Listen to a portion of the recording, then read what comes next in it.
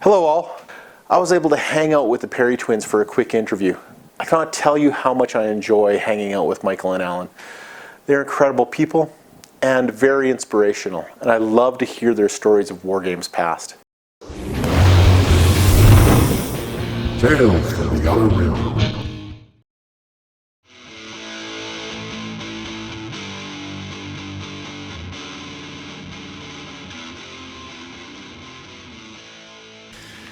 I'm here with the Perry twins. Hello. Here in Nottingham, we're taking a look at all things cool. And you guys are clearly all things cool, right? I'm quite cold at the moment. Yeah, cold at the moment. Yeah. It is. Oh, you mean November. American cool? Oh, right. Yeah. Oh, I see. That way. Yeah. I'll just shoot out random questions. Can you tell me, do you have and or remember the first miniature you owned? Doesn't have to be one of Yes. yours.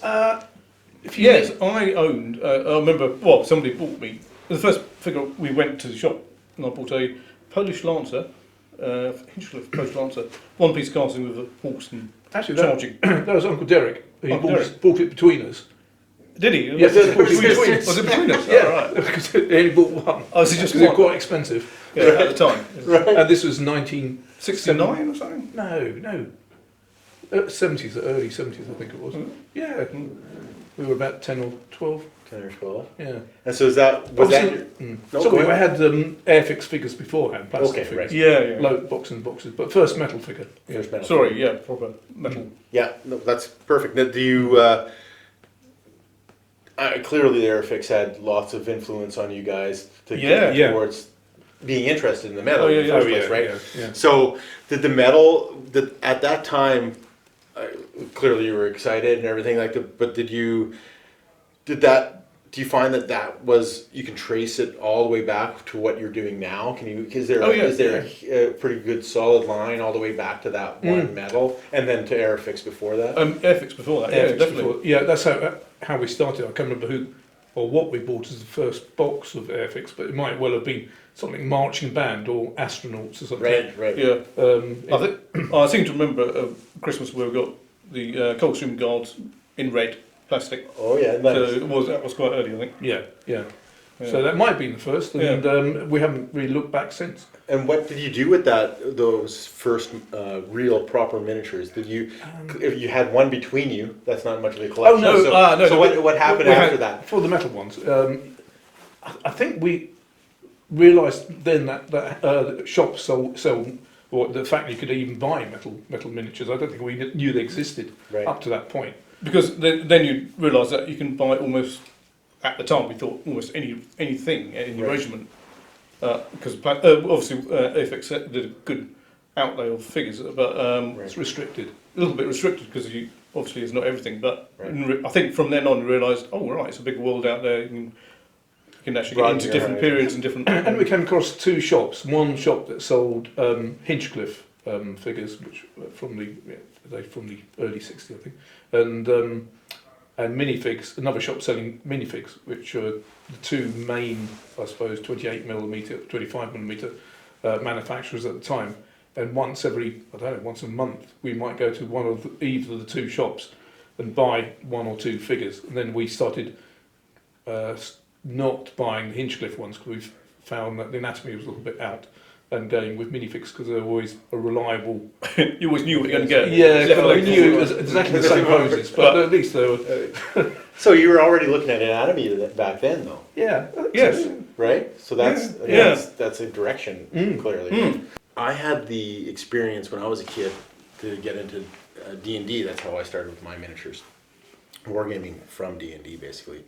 But I remember my mom would give me a certain amount of money and then just enough to get there by bus. So it would be like this travel to get to the store. And I actually would go by bus across the city that I lived in and go and grab a miniature and then bring that home. And it was, treasure. Not even close to the instant gratification we get right now. So do you have similar? Same We had to travel. Yeah. We lived in North London in Palmer's Green, and we travelled to North Finchley for Nice. 2 or 3 years. Every weekend, we got to a stage where we were buying more and more figures. Right. But it was only kind of 4 or 5 at a time, Right. and it's minifigs still. Right. So you went and had this journey. Yeah, also. bus That's journey. cool. Oh yeah, That's yeah. awesome. That's awesome. And so you went through. You played. Well, what was your first game? Like, what did you? What your actually? Do you remember what rules you played back in the day? It doesn't have to be your first one, but any ones that you. Well, we used to make up the rules Did you? ourselves Yeah. for a long time. We didn't even realise there's war games rules out there for Oh, right. well, not a long time, but up to I don't know, early. With Airfix and stuff, we made up our own rules. Right. Yeah. Right. And even into the early metal fix, I think we still making up our own rules. And we generally.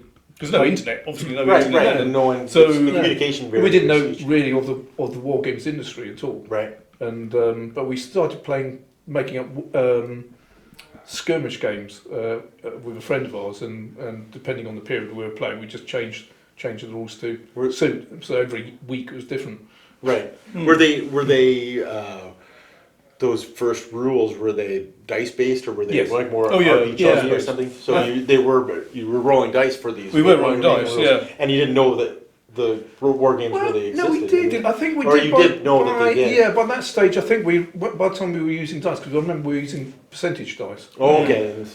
So we must have. It's hard to remember, of course. Yeah, I think. We're- Also blends into. That's right. That's right. Yeah, I think the only set of rules we were using were the colonial Oh yes, skirmish set of rules, and we Steve Curtis.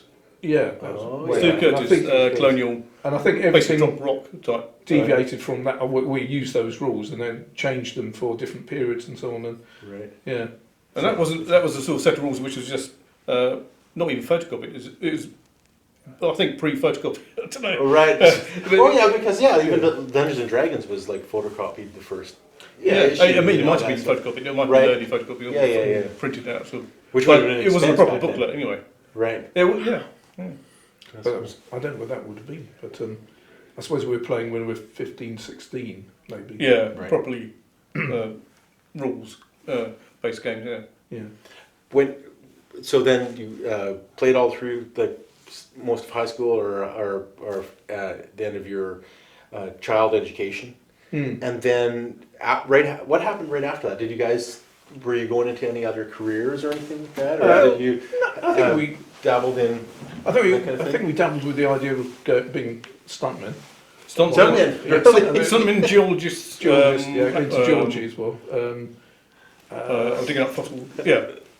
I think that's pretty much it. And then before we left school, about a year before, Games Workshop, we got involved. We were told that this company was looking for sculptors.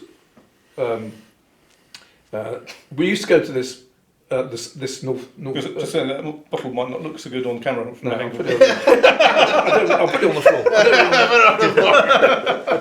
Excited. That's right. That's good. I'm glad. I am too. I'll put it out. No, this shop in North Finchley, that Mike's Models that we used to go to on a regular basis on the bus, a shop opened up next door, which I can't remember the name of it now.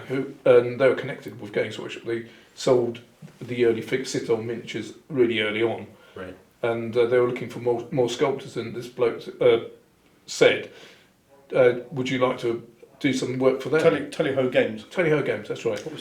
And they suggested that we, perhaps because they knew that we sculpted at Mike's Models, they said, this company called Citadel Miniatures are looking for sculptors. I said, oh yeah, okay, we'll knock some figures out. We did a bunch very quickly, took them along to the Games Workshop's first store in Downing Road. in Hammersmith. Hammersmith. Oh, Tiny little store with a second floor, which is all the business side of it, upstairs. So it is sort of it's all fancy based Yeah. and everything. And we sort of went in. It was quite a sort of cramped little store, but loads of stuff in there. And taken upstairs. And And they produced White Dwarf upstairs on the.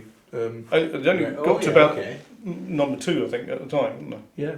I think. Well, so they're just really at the beginning. This is Oh yes, really 77. early on. Yeah. 77, 77. 78. And so you were when were you starting to sculpt? Oh, we by then, because that would have been 78. We were 17, I suppose. 16? I think it was 16. It was 77. I'm sure it was 77 actually when we were making stuff for workshop. But a couple of years beforehand, we were making large-scale figures for ourselves, military figures to get for the British Model Soldier Society that we used to enter for competitions and things. 90mm. Well, it's for ourselves, but for ourselves. But somebody suggested we go along enter them into competitions. Yes, which we did. And, Wow, that's amazing. So you didn't probably know it was a career when you were leaving high school, but you kind of went into it. No, we didn't know what we were going to do really. Well, we had a few ideas, as we said, but it was a great surprise when they actually offered us the job. Right. At workshop. Well, sculpting full time after we had left school. Wow. Which was beforehand we were making figures at school in the back of classes. So what did your parents think about that? I think they're very happy. surprised, really excited actually. Yeah. Yeah. I think so. Yeah. And I would imagine they wouldn't think they probably didn't think it was going to be a extended. I mean, you're out of high school and you have a job already, so that's every parent's going to be happy. I think about that. Dad always thought we were going to move into possibly his industry, which was electricians. Oh, okay. So had very little interest in that. Right. Sort of things really. So it was stuntman, geologist. And then electrician. Yeah. Is that what it was? Yeah. Well, electrician wasn't our idea. Oh, that was I think he was just looking for some apprentices for his own company. Right. Can you please continue the It might be on a slightly lower wage maybe. Yeah. Nice.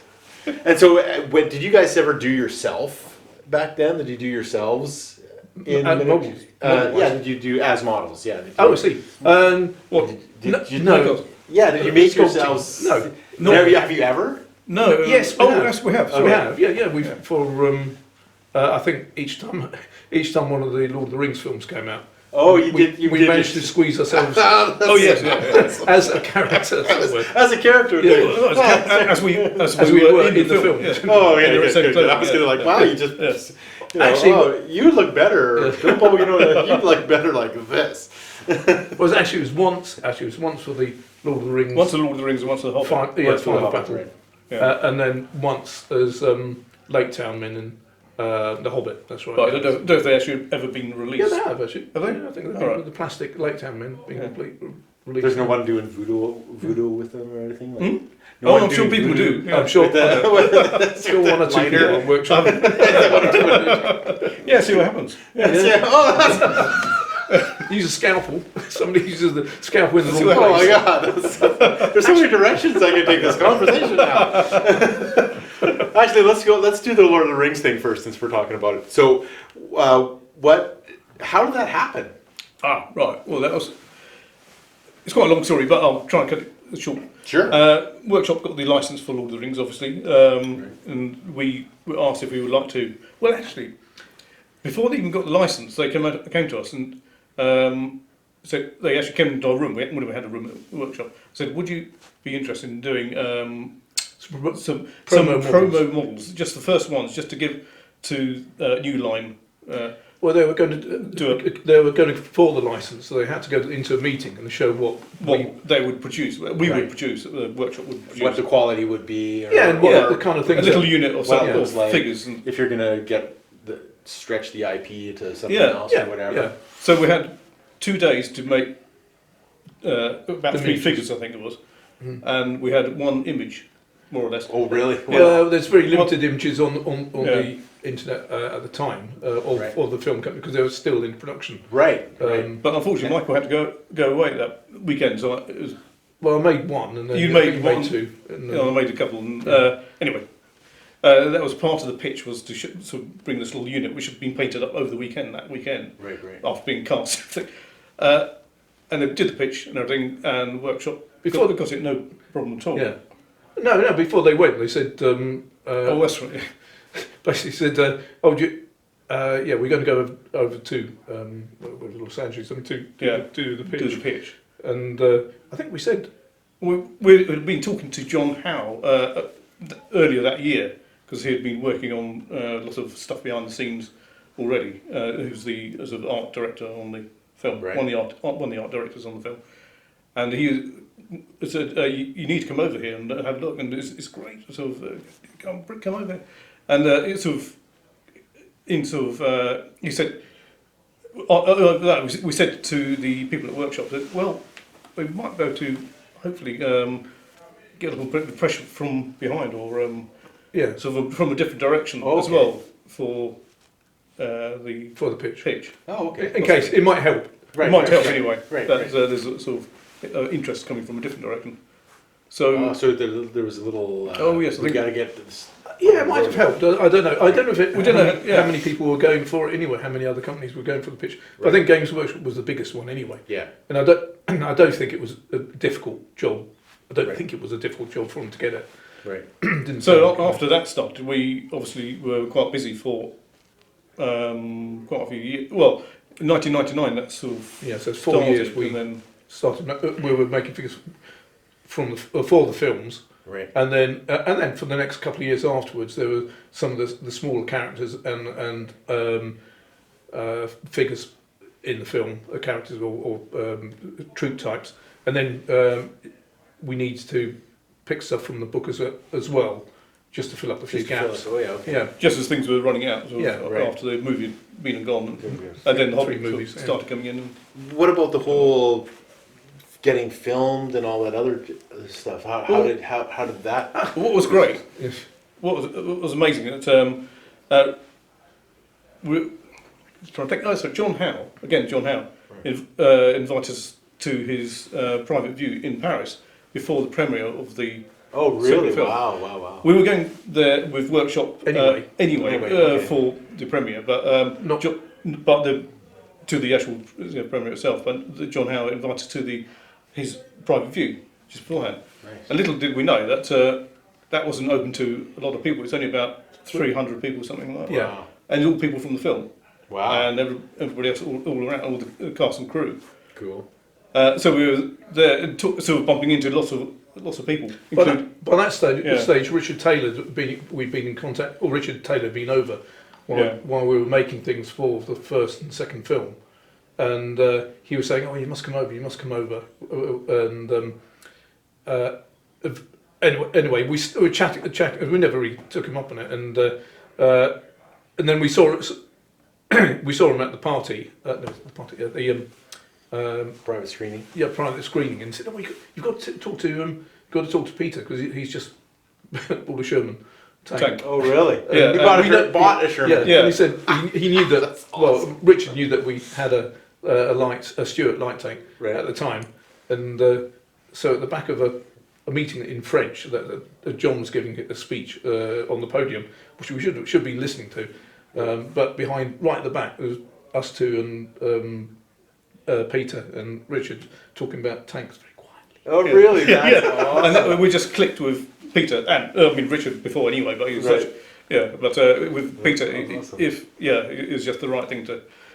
I mean, we just clicked. So then again, and I think it was then that a little bit later, Richard said, "Peter's really after some 54mm First World War miniatures. Right.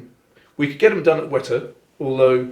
It feels like cheating it a bit. doesn't feel right, and they're not really used to making figures that scale. It's too small for that. Too small, really. Oh yeah. It was a big thing. Yeah. Yeah, Yeah, of course they're wanting the props and stuff like yeah, that. props people, right? Yeah, So we said, I'm sure we could do something about it. So we yeah. made a couple of figures, sent them over, and I got a phone call from Richard. Said, "I'm just going in meeting with Peter.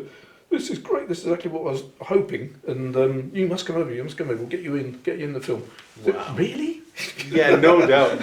No doubt. So That's how we did it. Yeah. wow. So when you were in the film, when you're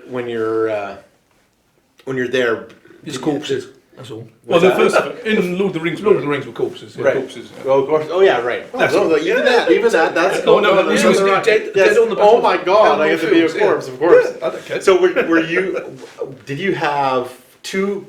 Did you feel like you were in Middle Earth, or was it when the filming process, or was it? No, you there's didn't have too any much- of that. too much because stuff going too much on. Yeah. And you're nervous, and you're trying to do your best as a corpse. I didn't feel nervous as a corpse. No. We were there for 2 weeks, so Right, just right. watching on set, watching the filming, Right. and this is the little ice, the cherry on top of the cake was Actually as joining in. Joining in. Right. Yeah. Right. Of So course, right. by that point, we weren't really that nervous. So we were very excited. Obviously, Oh, every yeah, time yeah. you came off set, you was a pinch. And that was going to happen. That was my next question. Yeah, did actually. that really happen? See, and what I like about that is that I think a lot of people have dreams and want to do stuff and everything, and then some of us are lucky enough to have dreams come true. You know, and there's a lot of work to it. There's a lot of luck to it. There's a lot of help. People help us, wives, family, friends. I don't think any one person, you know, are you your own man? I think that is kind of a silly concept because I don't think any of us do that. But the fact that we get there and like I'm talking to you guys and hanging out with you guys, that's having a dream from me, right? So I know. You're easily pleased, aren't you? Yeah, that's right.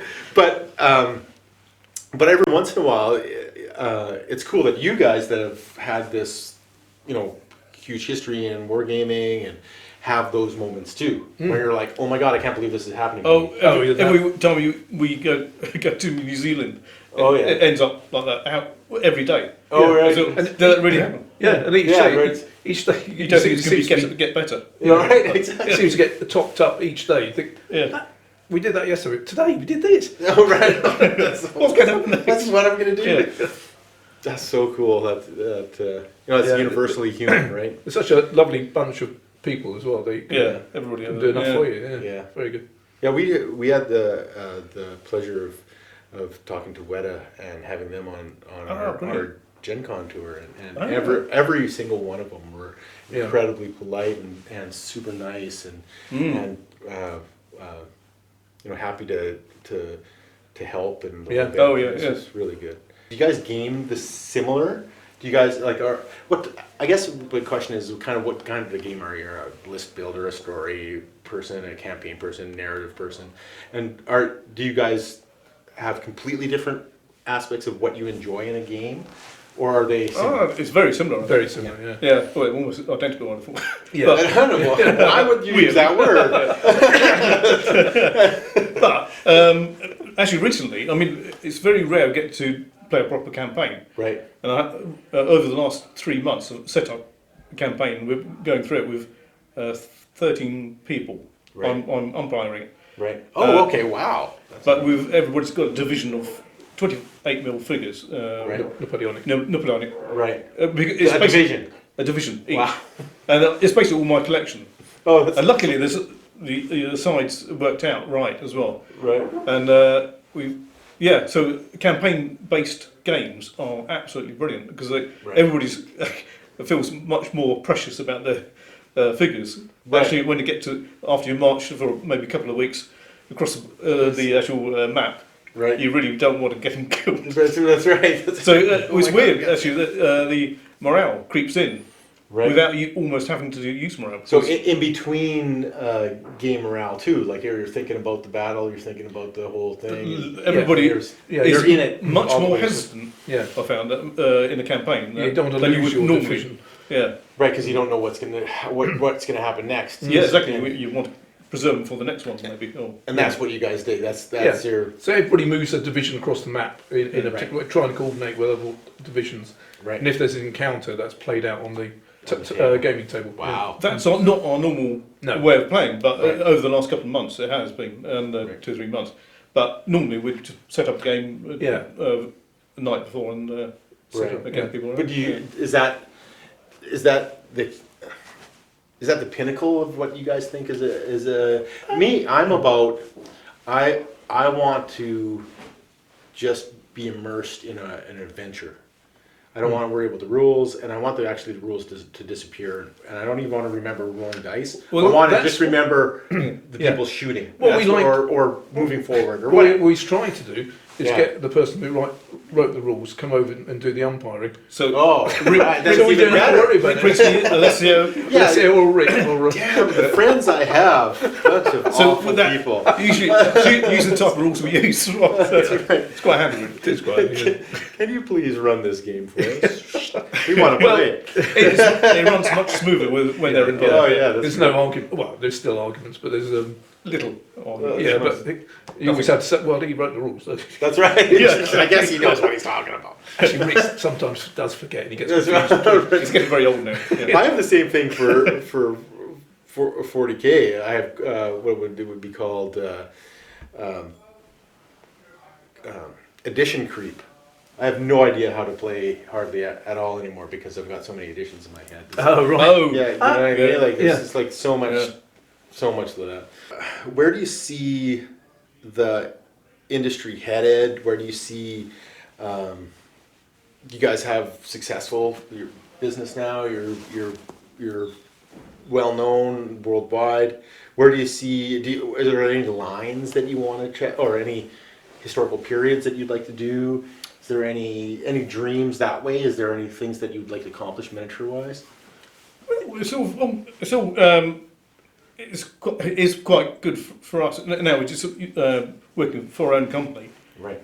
Where all the sort of things we want to make, we can make, and Right. Have time to do it. and we have time to do it, Do it when which you're is at your leisure. great. Yeah, I mean, there's quite a lot of periods that would be interesting to do, but I wouldn't like to get too focused on it when you've got other ranges on the go at the time, because it's always a problem if you get too involved in, oh yeah, I want to do that period.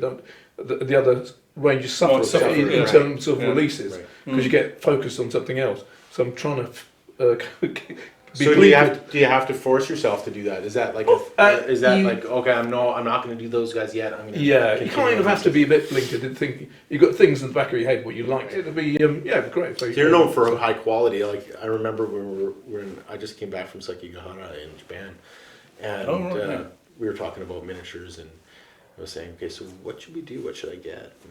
And they're like, where are you going next month? And we go to the UK. They're like, oh, you gotta just grab some Perrys. So they're like, they were all universally. So so they pointed towards you guys. Who's that? What over in Japan? No, some of my clients. Oh, see, I was guessing. Not all the Japanese. I was going to say, I don't think that. You're not really big. heard of- You're not big in Japan. No, Not I yet, don't think okay? of it. Let's not get carried I away. think you get some sort of news on. Hence our shop. Well, that's the next one. Yeah. Conquer Japan. Yeah, that's right. All right, so let's talk about your tank. How do you buy a tank? How do you buy a tank, and how do you? X-Tank. Excellent. We haven't got it anymore. We sold it to a did you, Dutchman. did you sell it? Oh, Yeah, you literally sold a Dutchman. it. Literally was a Oh, Dutchman, really? yeah. Okay. So you had it, and then how long did you have it? We had it for about 5-6 years, Yeah. something like that. How do you buy a tank? And is there like? You go down to Wales and buy one. Oh, really? There is quite. I mean, so in Britain, you can No. just go into a parking lot. Usually there's a tank hanging around. And Yeah. It's Yeah, like easy. it's like at a Ford dealership. They sell tanks. No, there's kind of like Mart magazine, or the kind of magazines that have them for sale, military Right. Mart and so There's always something Yeah. up for sale. We or in the internet now. I mean, particularly went for a honey tank, as you call them. In America they call them honeys. no, we call them honeys. We call them honeys. Yeah. Well, Stuart M3A1 because Stuart tanks is what our uncle used to drive in the. Well, it used to be in during the war. So that was why we sort of homed in on that. And we went in with a mate of ours. Right. Okay. Actually, Paul from Early War Pictures. Oh, okay. And we all three of us bought this particular one, which is up for grabs, with an engine which had just been put in, but it was from it hadn't been unwrapped since 1943, I think. it's covered So- in. Wow. Yeah, So the engine had, Wow. so it was sort of Perfect, So it's- perfect condition. It was. Okay. Okay. Thank you. Yeah, so So you bought this tank, and it's a small tank. Small You said- tank. You said last time. So Yeah, it's it's a small tank. 16 tons. So So not really not small. compared in the with- sense of- it's one of the smaller height of this tanks room, that I suppose. we can still call it a tank, tank. Yeah. and used during the Second World War. little pop gun, one, Yeah. 2-pounder on it. Yeah. Yeah. Wow. And how? So 37mm. Yeah. clearly the weapon is disarmed and all that other stuff. Yes. Yeah. There's no breach. They have to. Yeah. No. No. Yeah. So how do you? And you told me a story about. You guys both told me a story that you went to a reenactment Yes. with the tank. Oh, we did a few. Quite a few, yeah. There's one in particular that there was gore and shock Oh. involved. Oh, yeah. Well, when I lost my arm, so I ended up doing a bit of extra work. Ended up in not Band of Brothers. Yeah, Band of Brothers. As an extra. Doing. What? It's just, it's only 3 days' work, but it was quite good fun. Did 2 days. Just what you played, Casualty. 2 days. Oh, Yeah, really typecast. Always typecast. Oh, typecast. 2 days in American, 1 day as a German. But on one of these occasions, they built this lovely prosthetic of a stump to add onto my stump, Right. complete with individual hairs put in and so on, and Right. sheared off. And I said, "Can I keep that afterwards? Can you peel it off really carefully, Right. so I can take? Because I've got a reenactment to go to at the weekend. Right, And it'd be great to use this in it." And they said, "Yeah, no problem." So they did a good job. Went to the event. I put on a tatty shirt, kind of tore off a sleeve of the shirt and had this stump on, this kind of prosthetic on. Right. We all clambered into the four of us in a Stewart, which is a compact area, with an aircraft engine going on in the background, so you can't hear anything what people were saying. But we had smoke discharges in there, and we had a charge on the outside of our Stewart. Right. So when Panzerfaust kind of was fired from the tree line, Right. it went off, and then we all bailed. The idea was smoke charges would go off. We'd all bail out. Right. I'm going to say, during this, there's Spitfires flying over, Flying doing over strafes. cars. Yeah. Oh my Another, God. quite a lot of Wow, what a it's quite a big event. Yeah, It was yeah. Big, yeah, an English, that's- big English heritage event. Yeah. And so when it came to it, we could see him coming out of the tree line and firing. The charge went off, bang on the side of the Stewart, and I bailed out first, and the arm stuck up and it kind of dropped from the top of the turret onto the engine deck, and I noticed because we had a thump on the side because there's a couple of British infantry on the outside saying it's clear, you can jump now. Right. And so as I dropped off to the engine, and then I fell kind of backwards onto the, Right. thinking they were underneath to catch me, and they went, "Ah!" Oh no. So I was just lying on the floor like that, and Because they didn't expect they didn't Right. expect. They Right. thought Arm was something supposed to really be had Really Yeah, bad had gone. happened. Oh my God. gone, and I had to kind of explain. Oh, this is very close to the audience. It's only about Right. 20 feet away. The kids sitting in cross-legged in the front row. It looked quite horrific. Yeah, That's great. And we heard the next briefing. The next day there was a briefing for the battle in the afternoon again. And a British para commander, said one of my men ran past the back of the tank as that happened. Right. And he says he doesn't remember anything else of the battle. Oh my God, he fainted. Like, Well, he just carried on as he he carried oh on, my God, but it really? was in his head. Oh my God, He's just really? lost his arm. Oh my God, he's there. Oh my God. So the next day they had to make an announcement over the tannoy, just warning the public that reenactment can be dangerous, and some of it might look fairly horrific. So please be sure And your Perry twins, kids are okay. stay away from the crowd. yeah. Awesome.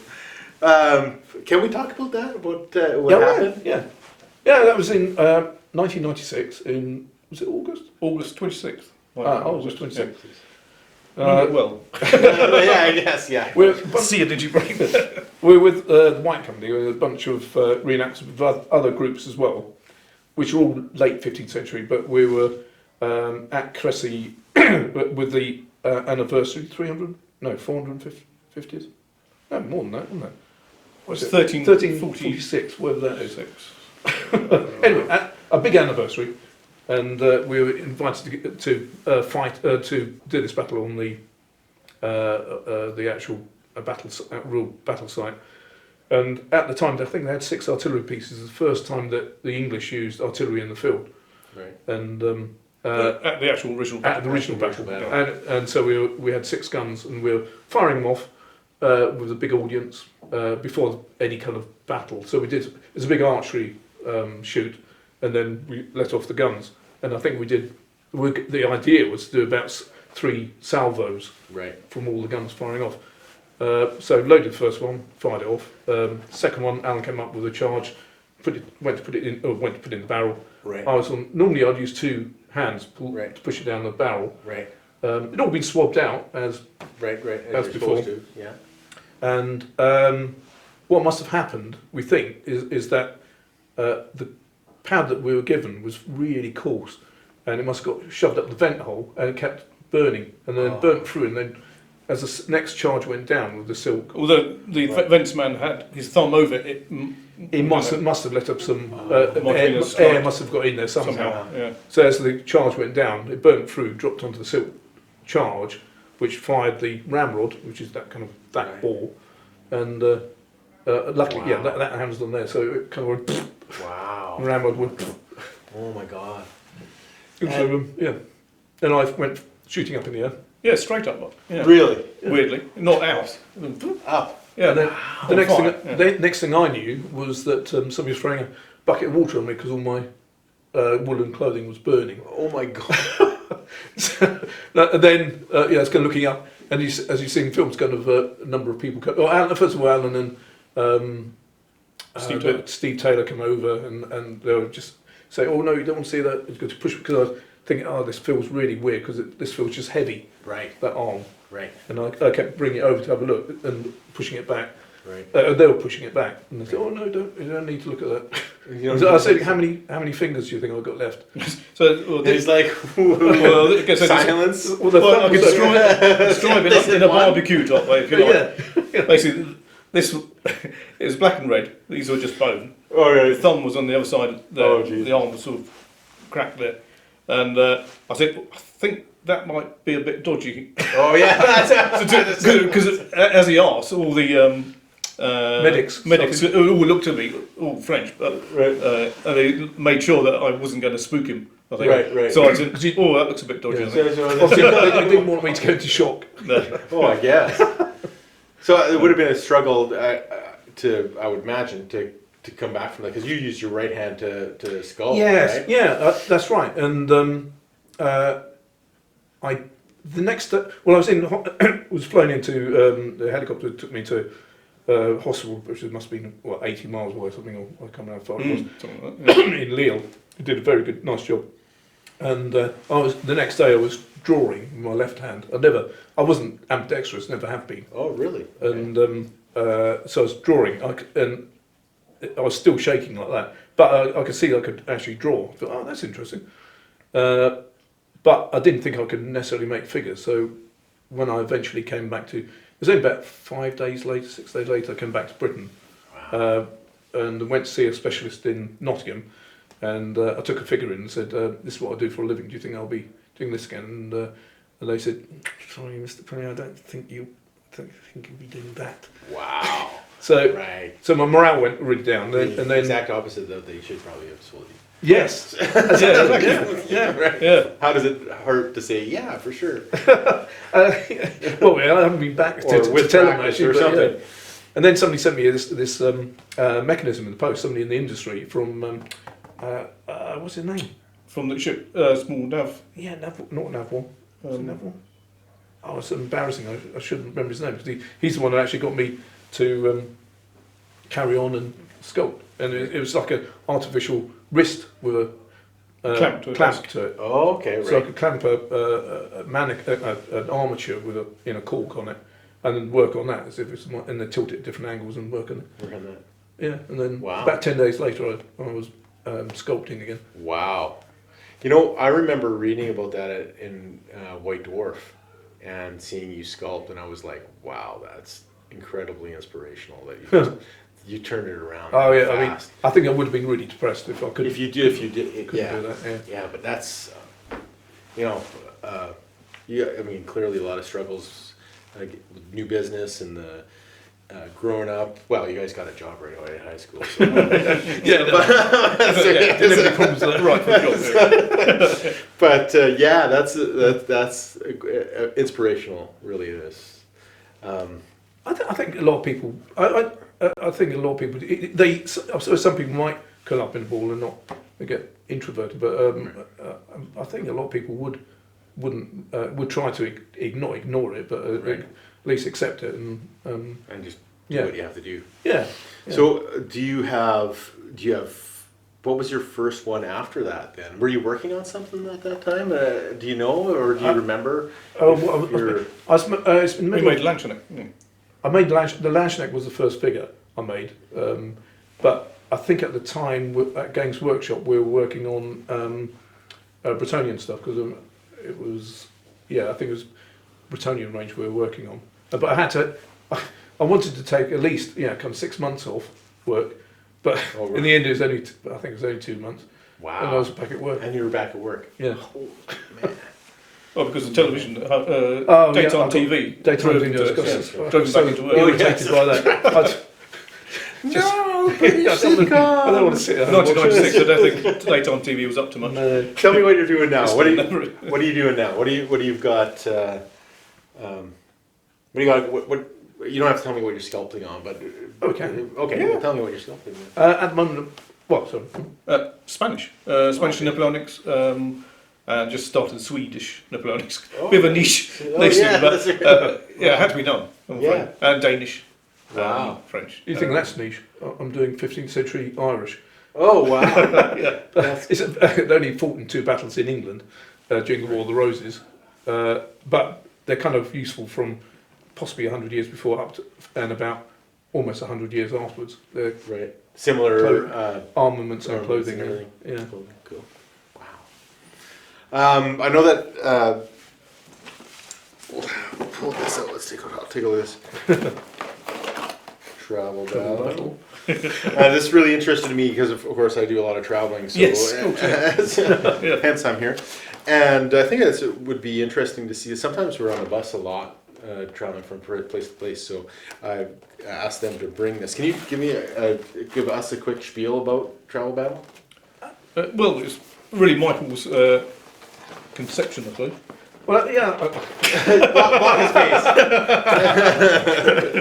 It was a reenactment thing that we were on a boat, on a ship, going over to a ferry, going over to France with a whole bunch of white company reenactors, late 15th century reenactors. 90% were wargamers, and it was a long journey. We went to Brittany, and It's a 7 hour. Yeah, because we were delayed outside and thinking, on a ferry. oh God, this is boring. Why didn't we bring any game? Right. And I don't really do much board gaming, but we do mainly tabletop gaming. Right. So I was wondering, when I got back, on the way back, I was thinking, I wonder if I could just knock up something, as though you could carry around, actually in a Games Workshop carrying case, one of their old black ones, Right. which was that kind of size. Oh yeah. Now you could put figures down the side and put the 2 boards, and you could turn them around different ways. But like a proper game rather than just a board game. Yeah. 3D. You got the look of a game. Yeah. Proper game. Cool. So I thought, so use heroics and Ross figures, make some buildings up, knock out a quick set of rules, and then the next muster, I took this prototype along, the next reenactment event, and it ended up being a little kind of almost like a cult. Within the, Oh really? Within the- They're like, oh my god. People waiting outside the tent. One person Oh, goes in. really? One person in the public ground. We do up the tent so people couldn't see, and then the next person goes out. I know there's been very similar games done in beforehand. Right. even Although it going wasn't back to the 1890s. 1890s, yeah, with, Right. with gridded kind of boards and things. But I don't think, and I'm not sure how this varies. Only in that there's 2 boards and you can turn them around different ways. Right. But I haven't really been aware of the other systems that are out there Right. beforehand. But so it's just one that's kind of on the end of that. That's Yeah, and you get everything in the box. and simple rules and Simple, rules. yeah. The game lasts about an hour. Yeah. About 1 hour. About an hour. Oh, that's awesome. If you can put more together, you can get bigger games. And Yeah. actually, Right. double one lasts Lasts 2 2 hours. Oh, We haven't tried the 3. Yeah, I haven't tried 6 boards altogether now. I asked you earlier if that was the miniature size was to kill people that old people that want to paint them. That's why we did it. That's why we did it in 2 colours. Yeah. So No. people, if they don't want to do it, We couldn't do it 20. Ideally, it would be 28mm, but then the boards would be massive. No. Actually, I think there's Wouldn't be lots of trouble. details in the troops, and it would be easy to do 6mm paint style on it. Yes. A whole bit, right? Yeah. You know what I mean? Okay. Yeah. I'm joking about that for sure. It's definitely. I'm excited about it. I think Alex and I'll give it a go on our trip to Manchester from when we fly home. Yeah. So thank you very much for bringing that along. That's right. And do you have anything else you'd like to? Quite hungry. Good, I'm too. I've seen all the Chinese food Chinese from food downstairs. already. I'm I think it's probably all killing gone. me. We get down there. We're on our way. We're coming. Awesome. Thank you very much. Thank you both. Thank you. Thank you. Thank you. Awesome. And that's Very yours. good. Thank you. Thank you. I hope you enjoyed this interview as much as I did, and please subscribe, comment below, and by all means, roll some dice and fill up your life.